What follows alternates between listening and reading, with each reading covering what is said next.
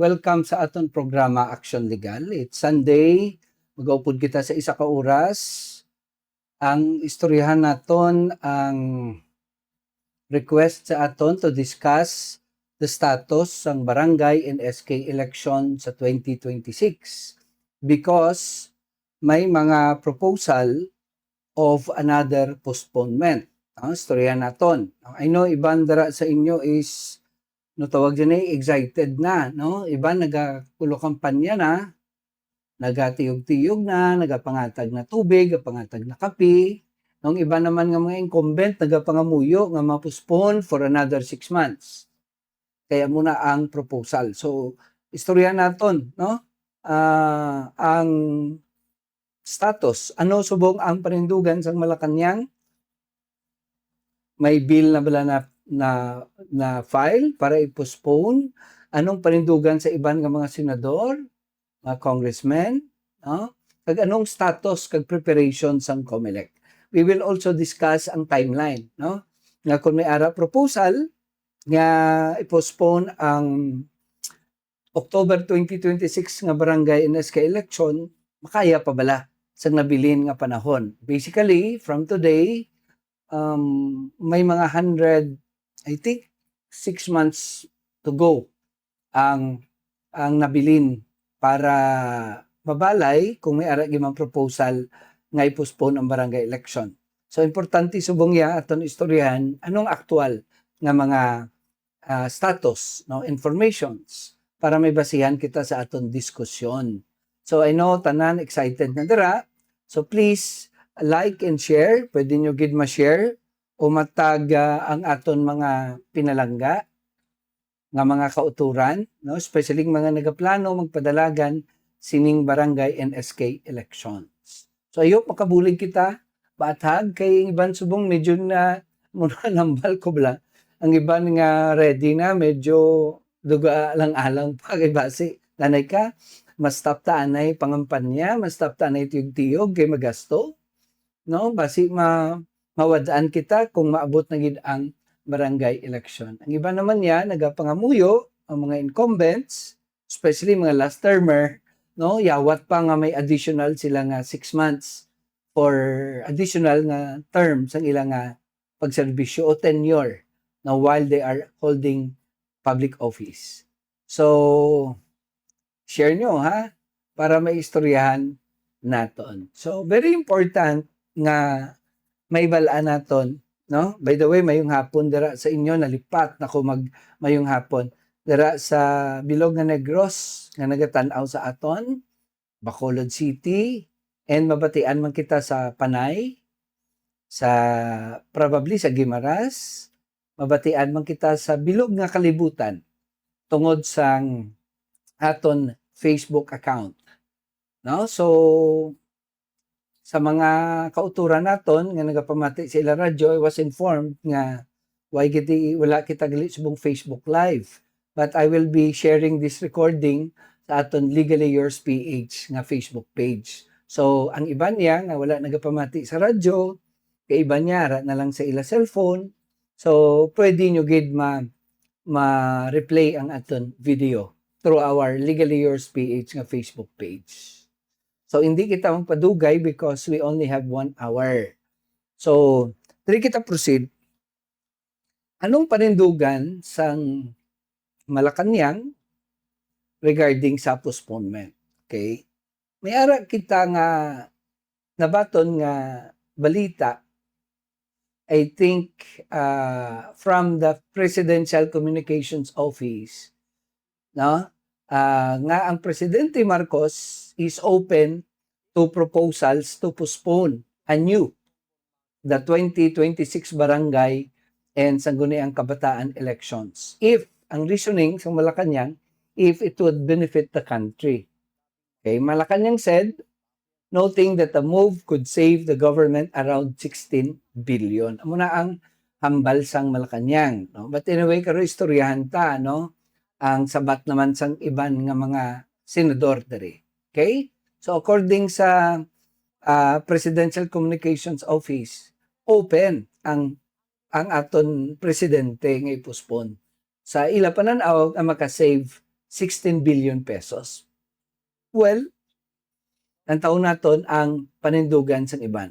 Okay? So according sa Malacanang, nabanggit nga po, no? This is from the spokesperson sa Malacanang. Ang balya, nabanggit nga po na maaring makatipid ng 16 billion para dito po kung hindi may tutuloy ang nasabing eleksyon, ano ni Ambal? Makatipid kung hindi madiyon ang eleksyon. But I don't know kung pila na nagastos ang COMELEC, no? Sa kapila ng postponement ng COMELEC, remember, nakagasto ng COMELEC because may mga preparations na nga natabo. Di ba? So, ambal sa iban, di kanugon no? I don't know kung anong inyong panindugan. Makatipid bala or magasto naman kay nga aman ambal sa iban. Attorney, nakagasto ng COMELEC for pila ka million or even billions already, tapos i-postpone na naman. So, ma-election na naman dason. So, the same gyapon ng budget or mas magmahal na gid because of the materials na pagagamiton and magasto na naman ulit. So, manada na lang itong pila ka bilyon nga nagasto na kay hindi naman magamit. So, pwede na karon sa inyong analysis. So, amo na iya ang panindugan sang Malacanang. Okay? Pero, ang ambal man diri, ang Pangulo daw ay open man sa mga, suggestions. Okay? Kung anong makapamaayo sa aton pungsod. Okay? But remember, there are already, may mga may mga storya na. Even I think si Congressman Albi Benitez, nagpagwa na sang iyang remarks previous weeks nga damo-damo nga mga congressmen ang luyag na nga i-postpone. Pero, ang iba niya nagambal nga luyag sa mga congressmen nga ma-postpone kay para katipid sila. Kay, well, hindi naton ma-deny mga pinalangga nga ini nga aton mga tawag sini, nga aton mga barangay officials or mga candidates, they also relied on the support sang congressman, sang mayor. Di syempre, sunggod man na sila kung si congressman kag si mayor hindi magbulig sa ila. Kay politika nimo. So, ang ambal sang iban, ang reason nila nga i-postpone, not necessarily makasave ang gobyerno, because later on, we will know nga ang budget sa election, na parte ni Sir gini sa budget sa election. And you cannot simply stop this budget and gamiton sa iban, because that is technically a malversation. Ambal sang aton lagi. So, may naparte ni Sir. But amo tong ambal ko, ang iba niya, nagapati, naluyag sa mga congressmen nga mauntat ini anay kay para makatipid sila. Nga hindi sila makagasto para sa barangay election. Okay, now, ano mga pananawan sang iban nga senador? Okay? Para makita na tong perspektibo. Okay, Malacanang nagambal nga sige basi makatipid kita. But not conclusive. In fact, Malacanang is still open sa mga suggestions naton, no? Kung sino man nga may mga bright ideas dira. But kita inform ta lang kamo ano ang actual nga status sa subong. Okay? May na-mention na may mga senador. So, kabalo naman kamo kung sino ang pinaka frontliner regarding sa postponement. No? Wala liwan, kundi si Senator Amy Marcos. Okay.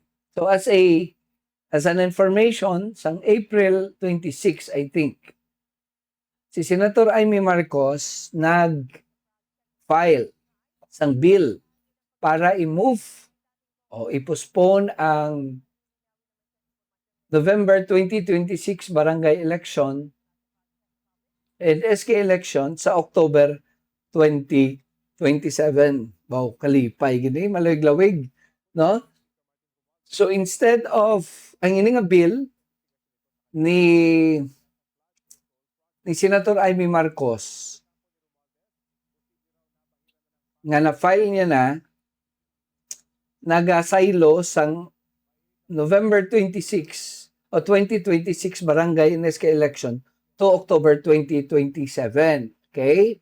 Nagambal yaman kuno nga ang October 2026 nga election ma-fall sa All Souls Day. Iya man ni Bill naging pasar, no? Remember, it was also her that proposed the postponement sang nagligad nga election sa 2025 nga isaylo sa 2026. Sa sila nga pizza, waya man matanaw nga All Souls Day man. So she's correcting herself. Okay? So muna, no? So siya man to nagpa-postpone, gusto yung man ipa-postpone. Well, this is the status. Okay? Kay I don't know ano ang grounds niya, no, aside from the election will fall on All Souls Day. Kay remember mga pinalangga, mga kaaksyon, the last postponement ang grounds or ang basis ni Senator Amy Marcos kagang iban nga proponents nga tawag sini mas synchronized ang term of office nga imuon to blatong SK 4 years, ang barangay 4 years, no? But later on, subong, ang reasoning is because of the oil crisis. Okay? Oil crisis, makatipid, kag bagabit. Okay? But again, lambal ko na sa inyo, ang kada budget sa kada departamento like COMELEC, ang Senado, ang Kongreso, ang Malacanang, ang Department of Works and Highways, kag ibang nga departamento, may ara na sila yang ilang nga budget. And when the law is passed or was passed para sa i-appropriate ang mga budget, na partiniser na iya. Kay kung diin na partiniser, dara mo na siya dapat pagagamiton. Okay? So, hindi lang kita luyag na ma-confuse ang mga kauturan dere. But nonetheless, ang ila ginambal is makatipid na naman. Ligad, synchronize ang period, anay nga i-synchronize na, postpone na naman. On the ground, nga makatipid. Okay? That is the pananawan sa Malacanang ni Amy Marcos, ni Congressman Albi, kag iban nga mga kongresista. No? I don't know ang iban nga posisyon sa iban nga mga congressmen, pero amo ni ang mga visible nga mga lawmakers nga naga-agree nga ipa-postpone anay ang 2026 nga BSKA election on the basis nga para makatipid. Kamo na karon husga because there is also one senator, okay, like Senator Gatchalian, nga nagahambal nga ang BSKA postponement is unconstitutional. Nga according to him, may enough man nga funds, okay, para sa aid or bulig sa mga kauturan. Okay, anong ambalya diri, no? Ang ginulam tala ni sa GMA News Online, okay. Anong ambal ni Kuanya, no? Kundi lawaton ko ang panindugan niya ni Amy Marcos, una-una nga pagpapospone niya para i-synchronize ang term of office sa mga barangay officials para wala kuno waki, wala sungi, okay? Then na-fall sa All Souls Day. That's why subong ang iya naman bago nga proposal is based on the savings nga matabo para pagagamiton sa mga bulig sa mga kauturan naton tungod sang krisis nga ginatubang naton. In a way, hindi naman na naton ma-deny nga may krisis giman kita nga ginatubang. Okay, so amo na ila proposal. So ang budget kuno nga supposedly gamiton sa election, gamiton na lang sa iban. But remember, liwaton ko ang kada budget sa kada departamento na partiniser inaiya sa ila. Di mo na basta magamit kundiin without a law allowing you to reallocate, realign, para magamit mo. Otherwise, if you will use a budget pertaining to another department and for a particular use or purpose, sa iban nga use or purpose, technically, malversation or technical malversation. Nonetheless, ano yung panindugan ni Senator Gatchalian? Now, aring ambal ni Senator Gatchalian, okay, ambal niya, postponing a barangay election or SK election once again would be unconstitutional. Batok sa aton konstitusyon. Ang ambalya, since the country still has a budget to support its aid programs amid the fuel crisis. Meaning ambal niya, ang 16 billion to, ngambal nila matipid para na to sa eleksyon. Kay may enough man tayo nga budget para bulig sa katawhan. Ano pagid ang iya gindugang? Ambalya. Unang-una, unconstitutional na yan. At pangalawa, dahil pangalawang suspension na yan, tas pangatlo, maraming tao umaasa na pumili ng kanilang local leader. Okay? Or in English, ambalya, first of all, that is unconstitutional. And second, because there is already the second postponement, kaduwa na kuno i-postpone. Kaya katatlo, damo iya pumuluyo nga gusto na magpili sa ilang mga barangay or local officials, including ang tawag sini ang sangguniang kabataan. Okay? Ngamal niya, kasi yung barangay election is only 8 to 9 billion. Ngayon, meron po tayong 230 billion na pwedeng gastusin. So in other words, hindi naman kulang ang pera, hambal ni Gatchalian. So may point si Senator Gatchalian. Nakakwaon mo to ang budget nga napartinisir na sa election para gamiton mo kuno in aid or support sa pumuluyo kung may ara na gidman kita ya budget man dira nga sufisyente nga ta partinisir. In fact, ang hambal ni Senator Gatchalian may ara pa nga 230 billion ang pundo o part ng pundo sa gobyerno nga pwede gamiton. O, paano yun na-claim? Nga makambal si Senator Gatchalian? Because Senator Gatchalian is what? The chairman sang Committee on Finance sa Senado. Kabalugid siya nga may pundo pa nga magamit. Okay? And according to him also, nag-decide ng Korte Suprema. Kapila na. Una-una, ginambal unconstitutional ang postponement. Sa ulihi, ginalaw sa Supreme Court on the ground nga para ma-synchronize ang election. Kag ang periodic election, ang baka periodic, na wala pagambal every 3 years or every 4 years, dapat ma-election kita. So, ginalaw na sa Korte Suprema, nagligad. Now, nga ginalaw sa Korte Suprema, i-postpone mo naman. Isaylo mo naman. So, anong natabo? Basically, correct si Senator Gatchalian. Do ginalango-lango talang ang democratic process or ang electoral process. Could you imagine, si Senator Amy Marcos, papuspon, i-synchronize dito, kay kinahanglan i-synchronize gid para 4 years na. Tapos subong i-postpone na naman, isaylo na naman. So, wala mo na gina-synchronize. Okay? So, imbis nga ngambal sa Korte Suprema, nga periodic ang election, no? Periodic, bala, mitsulingon, according gid sa natakna nga mga tinuig nga dapat may election gid para hindi na kita mag bungi-bungi sa period sa election. Pero subong ipapuspone na naman. So gagwa diri though ginalango-lango ta na lang ang democratic process. Nga ginambal ko democratic process because kinamatarong ini sang aton katawhan nga magpili iya sang ilaluyag. Okay, isang ilaluyag nga maging leader para sa ila. So, hindi na sila yung madiktahan nga tungod lang sa mga rasones naton. And sa Supreme Court decision, nagambal mga ka-aksyon, there must be a compelling reason. Compelling gid bala ang pamangkot. Compelling gid bala nga makatipid ka bala 16 billion. Okay, so hindi ko no 16 billion ambal ni Senator Gatchalian, 8 to 9 billion malang ang kinanglanon for this election. And ang balya pagid, hindi man na compelling reason, kay why pa, may available man niya nga budget nga napartinisir para sa aid programs.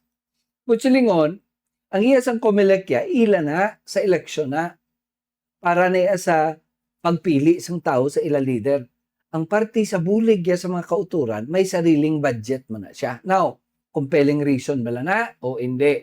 No, it's up to the the court kung may ma-file man petition naman nga question nun ang postponement.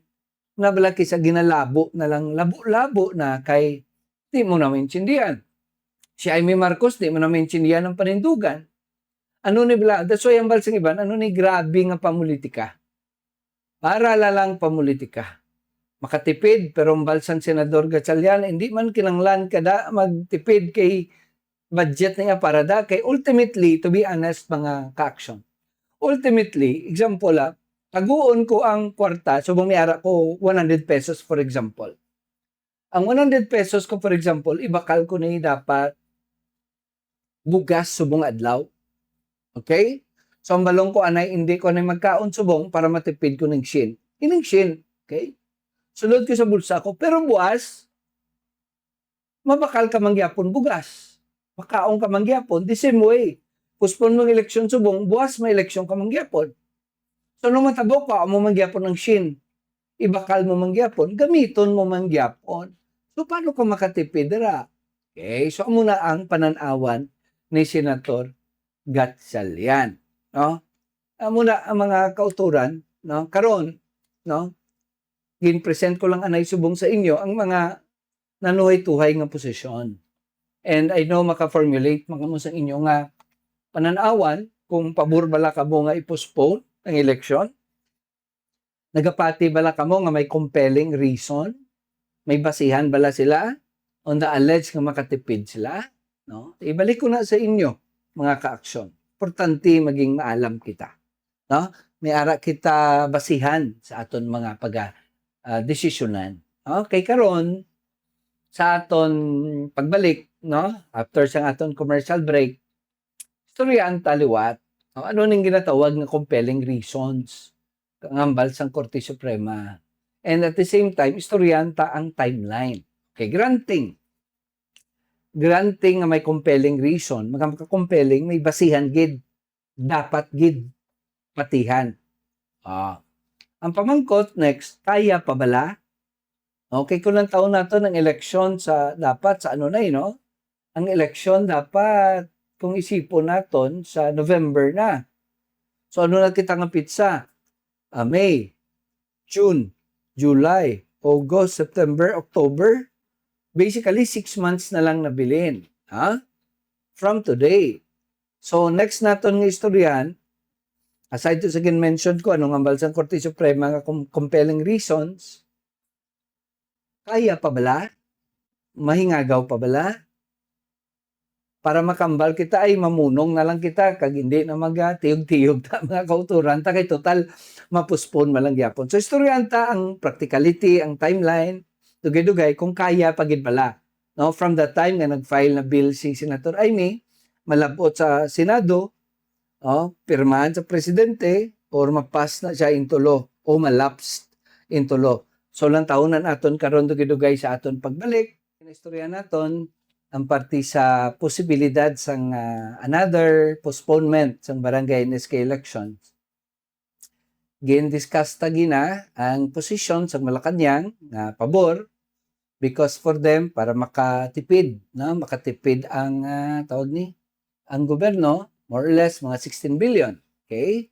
Pero ang bal ni Senator Gatchalian unconstitutional ina kay kaduwa na ma-postpone and at the same time hindi mo na sa valid reason or justification nga makatipid kay ang budget for COMELEC na pertiniser para sa COMELEC. Ang parte nga hambal nga makatipid kag mabulig sa aid program or mga assistance sa mga kauturan naton tungod sa fuel crisis o kapigaduhon, may budget man nga para sa ila. In fact, si Senator Gatchalian nagambal nga there is 230 billion available nga funds ang gobyerno naton for such purposes. Nga hindi na dapat tandugon ang iyang COMELEC nga budget para magbulig. No? So, amo na ang posisyon nga naistorya naton kagina. Now, sa break naton kagina nagambal kita nga istorya naton ang what we call this ang basihan, ang compelling reason, no? Para paanggida naton may tsansa ba lang nga mapuspone o kung hindi. Anong mga rason nga ginlay down sa Supreme Court nga pagabasihan?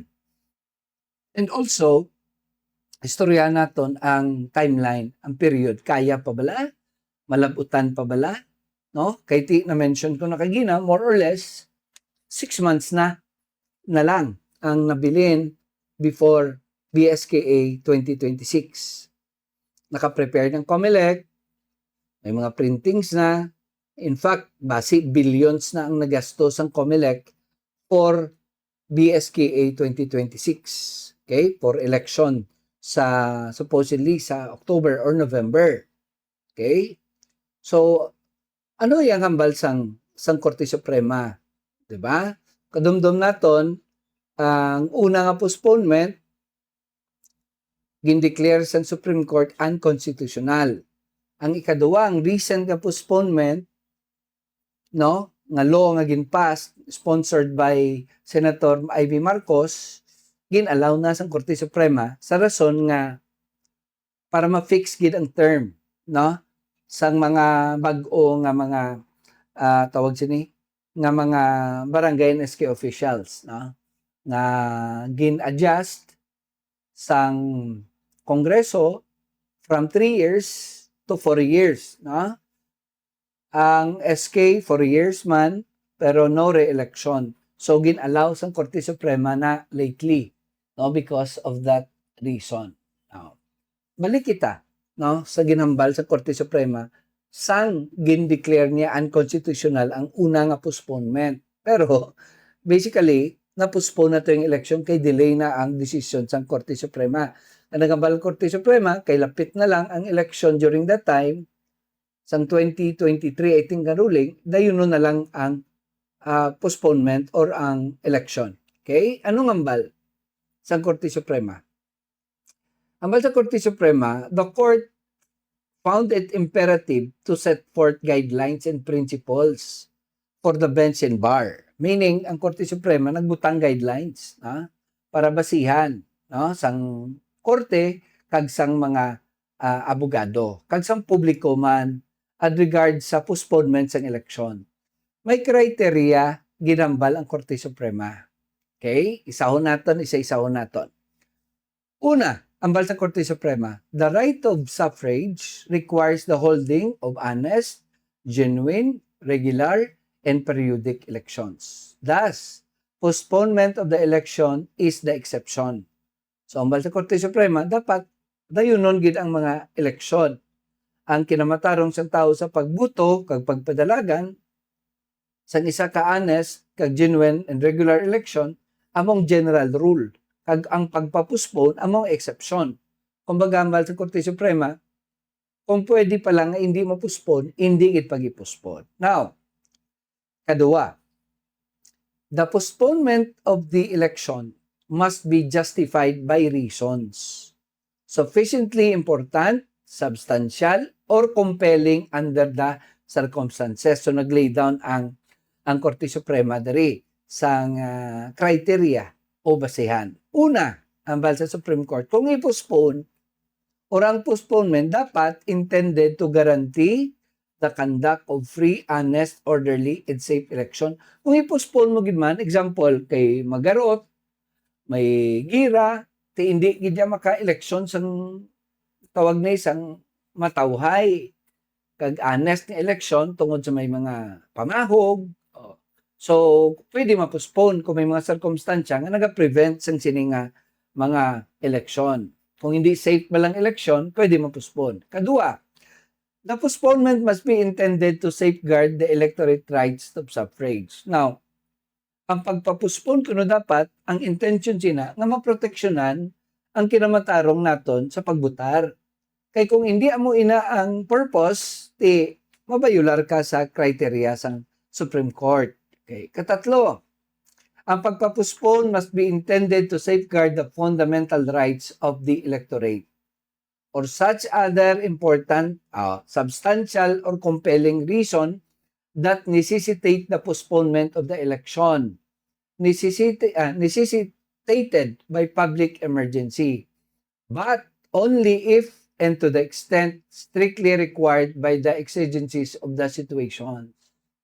Ang rason kapoy, reason such as election fatigue, resulting divisiveness, shortness of existing term, or other superficial or farcical reason alone may not serve as important and substantial compelling reasons to justify the postponement.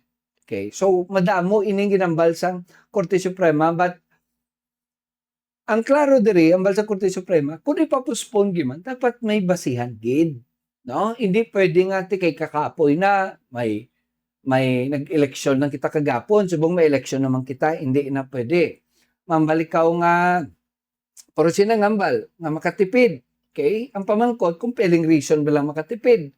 Because, I believe, personally, and in accordance sa position ni Senator Gatchalian, inang budget nga na yan, ang partinisir na dira.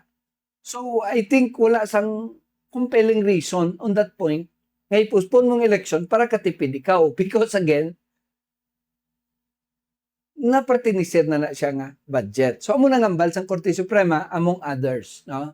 Nga dapat ang pagpapospone, hindi magbayular sang Constitution kag sang aton mga layi. Now, kay nagpasar pag nga layi, lately, nga gin-extend ang term of office sa mga barangay officials, naging postpone ang election, kung i-postpone ta na naman, gimbayular mo naman ang layi na naman dito. So, more or less, medyo ang criteria nga gin-lay down sa Korte Suprema, mabayulate.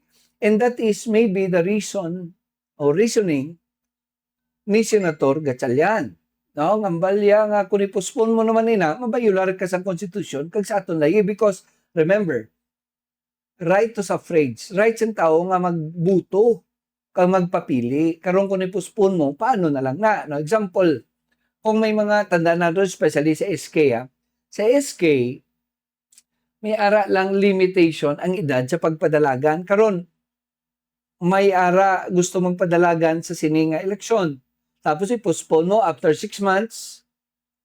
Paglabot sa 6 months, hindi na siya qualified kasi nag-birthday na siya, naglapaw na siya sa edad. No? I think 15 to 18 to 30, no? Para makapadalagan ikaw. So kung maglapaw siya, so gin-deprive mo siya sa right to suffrage. So isa ina, probably nga basihan ni Senator Gatchalian. Now, ano naman niya ang latest nga ruling sa Supreme Court? Nakadumdum ka, ginpasugtan ang law, ginpass sang Kongreso, sang Senado, impirmahan ng Presidente, Marcos, ang pag-postpone sang last nga eleksyon sang BSKA. Sa rason, ang Bansang Korte Suprema, it is within the power of Congress na mag-fix ang term of office sa mga barangay and SK election.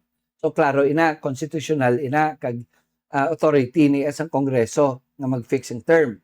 Kagambal niya, necessary lang nga implication para ma-set ang term of office nga tsakto para ma-plastar ang periodic nga election, necessarily i-postpone ang election. So, gin-allow sang Supreme Court atong layi, kag gin-declare niya nga constitutional. That's why, naglabot kita subong sa election dapat this November 2026. And there comes again, ari na naman, may mga proposal na naman nga i-postpone ang BSKA 2026 election. So, diri kita mabase sa aton mga next na pamangkot ng ambal ko kagina. Sa tsimpo nga nabilin, mga ka-aksyon, from today, May, up to October, o kiti preparation na sang COMELEC, kaya pa iyan? Ano ayan ang timeline? Ano ang process? Na? Gapangaras ka sa akong dugi, oh. Anong process? No? Ano ang, what we call this? Ano ang posibleng ekspektaron naton nga pagaymoon? Anong proseso nga imoon sa Kongreso? Ano masugod ang public hearing? Ano kalawig? Deliberation sa Senado kag Kongreso? Bicameral committee, pagperma sang presidente. Amo nang aton nga istoryahan. Subong. Now, Saliwata, salamat sa padayon nga pag-upod sa aton. By the way, no, whatever the result sang pag-postpone, dapat hindi maguntad sa pagserbisyo. Okay? Sige-sige lang na kampanya. Pero ang iban, siyempre, galalain na no? Nga, postpone na naman. Nagligan, nagpreparar na ko, nakagasto na ko pila ka libo. Nakapamakal na ko t-shirt. Nakapangapi na ko sa pila ka purok. Tapos mapuspone na naman. Pagtilaw ina sa aton. Malo ka, makita na ng tao how consistent you are sa pagpakilala. Sa pag-introduce sa imo self. Eh kung matinalakon ka, makita sang tao, tapos na eleksyon do, wala ka namang serbisyo, mambal sila, wala tsansa ni, kuwan na ning iyaya, seasonal, no? Kumbaga, kung wala eleksyon, di siglim bulig. Okay, so it's up to you, no? Basta ako napabalo lang ako sa inyo. Sige, kanto tadi sa timeline. Okay, sa timeline. Okay, basihan. Subong, May na kita. More or less, ari kita sa May. So, close to election day. From today, 6 months, okay?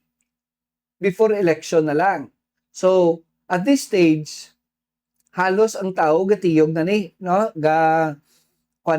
In fact, ang mga balota subong sa COMELEC nag-start na sang printing. Okay? Nag-training na sila sang election officials. Kita niyo sa Facebook, may mga training na ang mga election officials, gina-training na, gina-meeting na, gina-conference sa mga election officers. Na-finalize na nilang precinct kag polling places. Okay? By September, i-print na tanan ang balot. Okay? Deliver ng balota. Counting machine. Okay? Tanan-tanan sa polling places. So in short, limited na ang period. But diri kita makadto mga ka-aksyon. Ay, dula akon ko ano. Diri kita makadto sa proseso. Kaya ang pamangkot ato ni May na kita, no? Pila ka adlaw ang ubulan bag-o mapasar, especially nga pamangkot subong ya sigurado ang pabor nga mapuspon. Okay? So kung gambal ka gusto mo mapuspon, lang taon ta ka-aksyon kung kaya pa sang inadlaw from today. Okay? So we will discuss the process kung paano mapuspon. Ano ang legislative process, if ever, na mapuspon ang barangay NSK election. Na mega message ato now. Okay? Okay. So, anong process sa mga tagpalamati naton? Una is filing of bill. Okay? Congressman, senador, dapat mag-file sang postponement ng BSKA or Barangay NSK election sa House of Representatives or sa Senado. So, muna day 1. So, I think April 26, naka-file na si Senator Amy Marcos or even ang iban nga mga congressman naton sa House. So, from day 1 to day 2, schedule na siya for committee hearings. So, committee hearings, no, damo ina sa nga hearingay. No, depende kung paano na i-handle. But more or less, within 30 days, makandak sila public hearing. No? I-invite nila ang mga stakeholders. Siguro mga advocates, representatives ng SK, isang barangay, civil society, COMELEC. Okay? So, ma-public hearing more or less mga 30 days. Ang estimate nila nga matabo. Now, after 30 days, i-approve pa na sang House. Okay? Locally line schedule sang House kag sang Senate, no? Depende na kung ang Senado mag-deliberate man.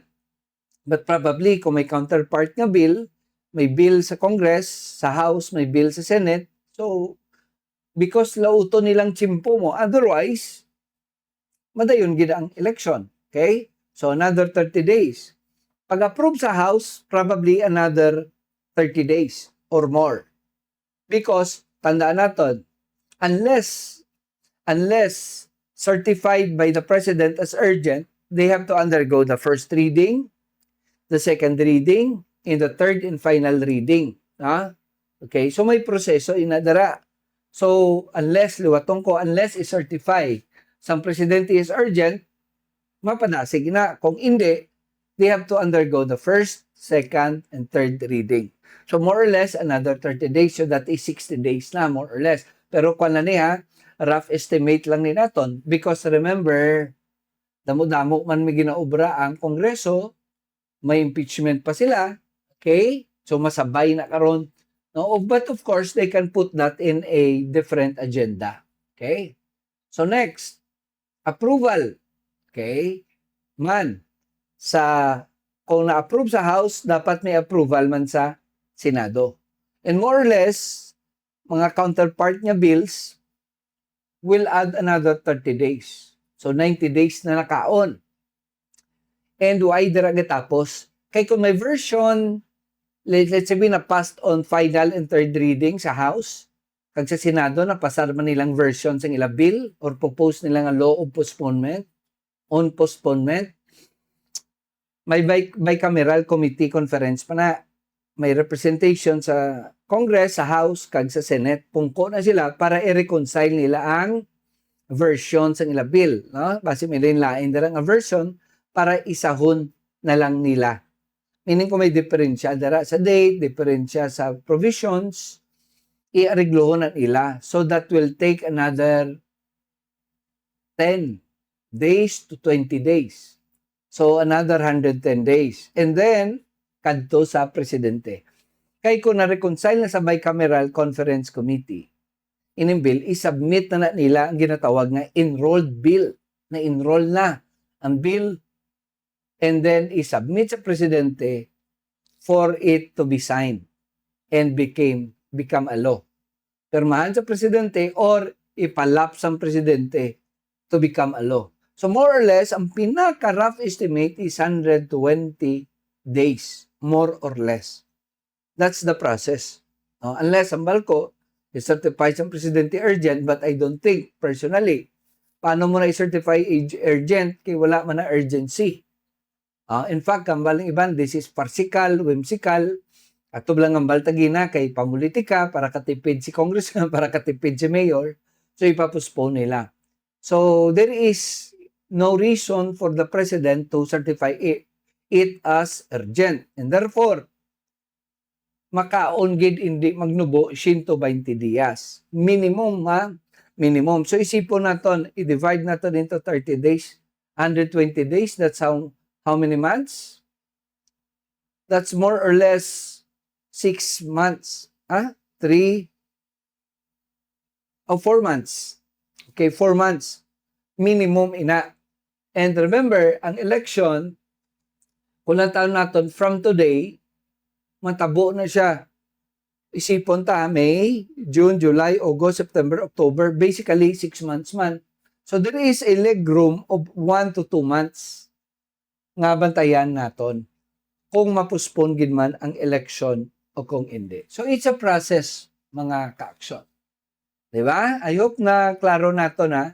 So gahawat-awat na dang ginawa sa mga kauturan ta, no? Ang pinakagahawat-awat dira ang manog tapos ng term. Okay?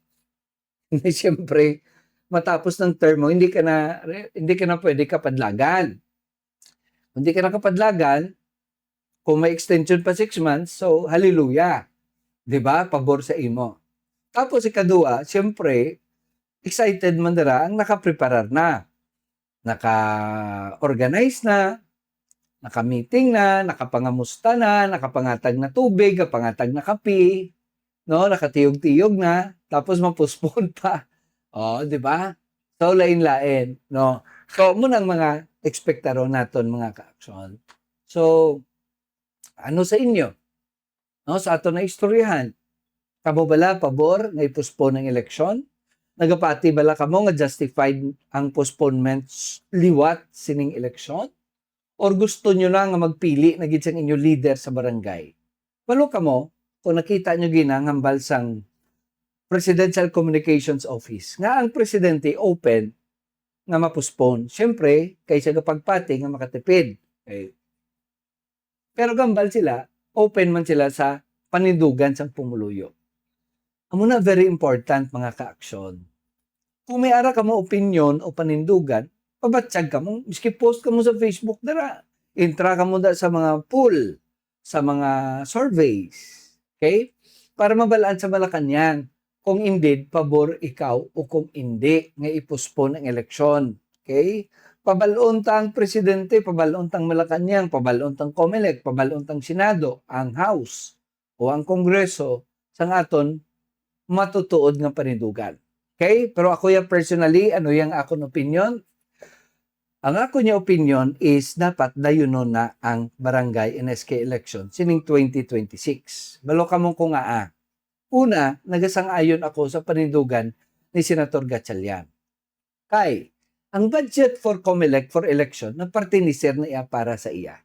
Kumaga, kung sa budget sa Panimalay, ang para kay Tuto, para na naiya kay Tuto. Kaya hindi mo na ipag-ipagamit kay para kay Inday, kay may budget man yang Panimalay para kay Inday, kag kay Nunoy. Okay? Kay, kung hindi mo na pagamiton, ang para kay Inday, dandi dason adlaw gamiton mo man sa gyapon. Kagang isa pagid ka problema diri permi kay ang COMELEC nakagasto na pila ka milyon if not billions already. Pila na ka postponement ang natabo. Di nakatipid ikaw. Kay ang ginggasto mo to bakal papel, ang printing mo to, ang preparation mo to nagligad, nga hindi mo pagamiton, basura na ina. So remember, you are not saving money, you are actually wasting public funds.